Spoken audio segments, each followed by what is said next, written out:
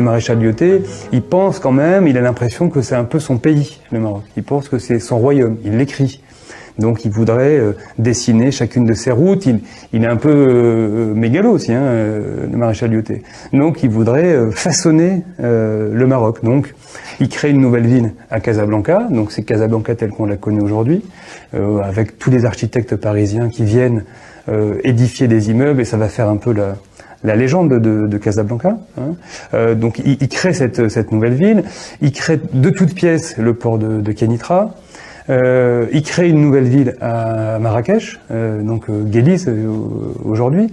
Mais donc voilà. Donc là, pour le coup, on peut dire que oui, il y a de la construction, il y a des villes, il y a du progrès entre guillemets, tel que les Européens l'imaginent. Je donne plusieurs exemples de gens qui, une fois qu'ils vont dans les pays en question, sont effarés par ce qu'ils découvrent. Parce qu'ils découvrent le système policier, ils découvrent la répression, ils découvrent la pauvreté, ils découvrent les difficultés. C'est de Casablanca, ça les Français le savent pas trop, et peut-être pas les Marocains, c'est à Casablanca qu'est né le mot bidonville, qui aujourd'hui est utilisé pour parler de ces quartiers déshérités en périphérie des centres-villes. Lyautey, il veut organiser. Donc en 1922, il y a un problème de prostitution très important à Casablanca, et donc lui, il veut organiser. Et donc qu'est-ce qu'il fait? Il fait un quartier réservé, on va le faire dans plein de villes, et il fait un quartier réservé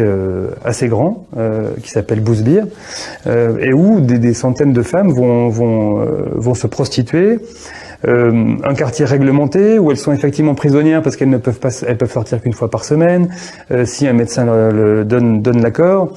Et Bousbir, c'est un peu le symbole de ce qui est en train de devenir à ce moment-là l'Empire français, qui est quand même un grand marché sexuel. Un des moteurs pour attirer des candidats pour la coloniale, en gros, pour être administrateur, pour être militaire, c'est cette idée que on va accéder à un érotisme exotique, et que donc il y a des femmes qui sont forcément soumises, et elles sont à disposition, en gros. Et donc il y a là un concentré du comportement colonial dans ce qu'il a de pire.